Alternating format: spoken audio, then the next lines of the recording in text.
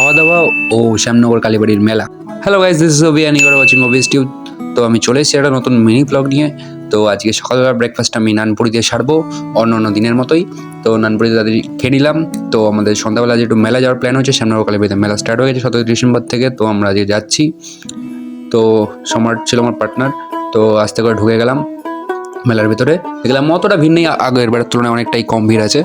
তো এইটা যে শিব মন্দির, আর এর উল্টো দিকে অনেকগুলো মিষ্টির দোকান আছে, আর ঢাকাই পরোটা পাওয়া যায় ভিতরে, তোমরা ট্রাই করতে পারো সামনে করে আসলে। তো এখানে সারি সারি নতুন নতুন দোকান বসে গেছে। এই হচ্ছে আমাদের কালীবাড়ি। আর এই যে এখানে মায়ের মূর্তি আছে, আর এটা হচ্ছে লম্বালম্বি সব শিব মন্দির রয়েছে। তো ভিতরটা ভালোই ঘুরলাম, তারপরে একটু পপকর্ন নিয়ে নিলাম, গরম গরম পপকর্ন খাচ্ছিলাম আমরা।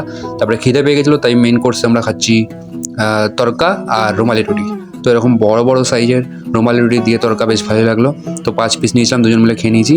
তো আজকের ব্লগটা এটুখানি ছিল। তোমার রেকমেন্ডেশন ব্লগের জন্য চ্যানেল সাবস্ক্রাইব করে দাও।